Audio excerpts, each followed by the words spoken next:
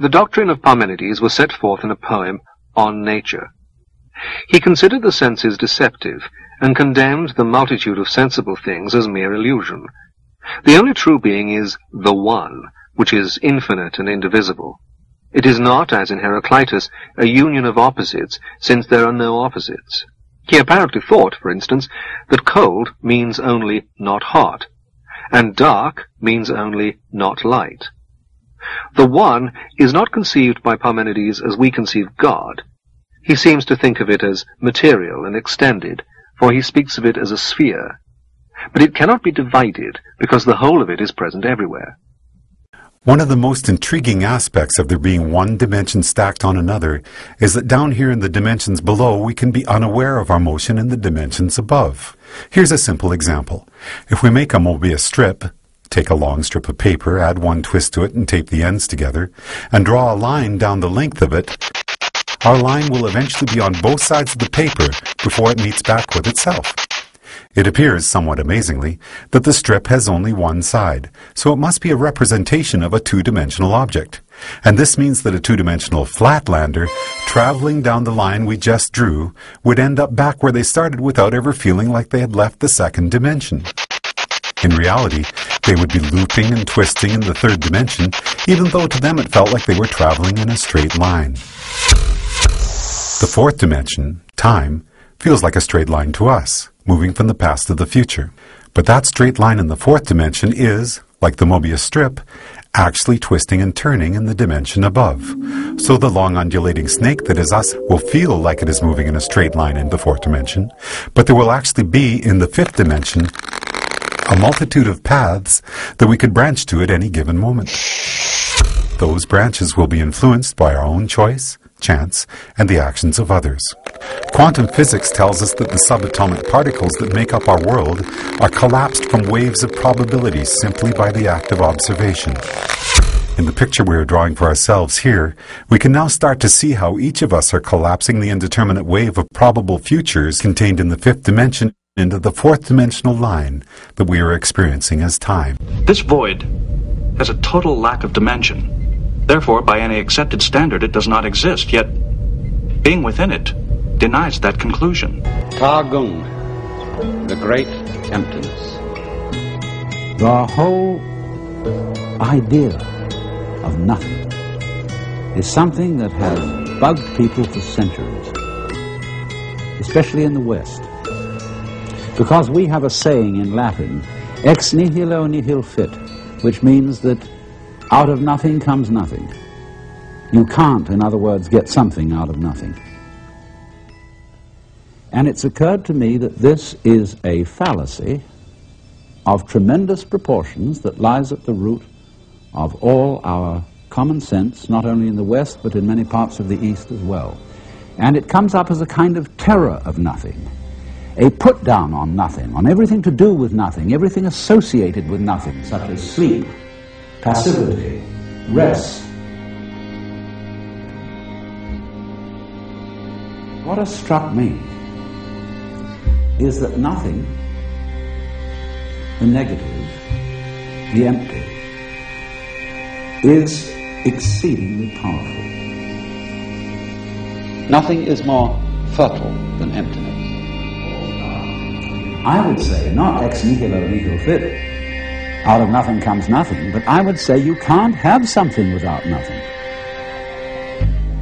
But how do we basically begin to think about the difference between something and nothing? I can say, there is a cigar in my right hand and there is no cigar in my left hand. And so we get the idea of is here and isn't or empty here. But behind that, of course, lies the far more obvious contrast of solid and space. Now, we tend to think of space as nothing. When we talk about the conquest of space, there's a little element, notice, of hostility in that phrase.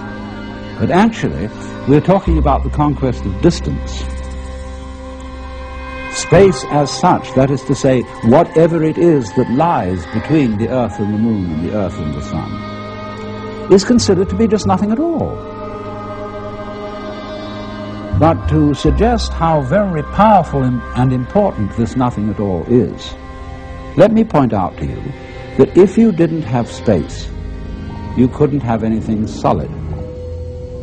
To begin with, without space outside the solid, you wouldn't know where the solid's edges were. For example, you can see me on the camera because you see a background here and all around me, and that background shows up my outline. It's, for example, difficult to see a hand unless there is a contrasting background. Were there no background to the hand itself would vanish. Nothing is more fertile than emptiness. But you always have to have a background to see a figure. You just can't do without it.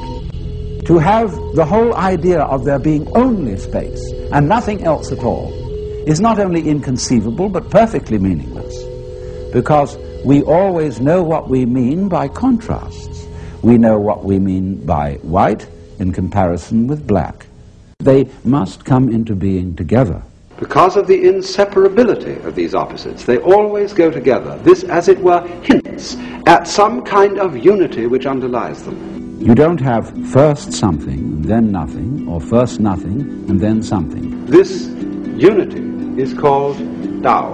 Space and form, in that sense, go together as the fundamental things we're dealing with in this universe. That which is void is precisely form, and that which is form is precisely void. Ah, again? You can smell wood smoke, a forest. Where are you? A train, waiting. From the windows, 3 trees whose mystery spoke to you. A workman outside striking the wheel. A spoon on a saucer speaks.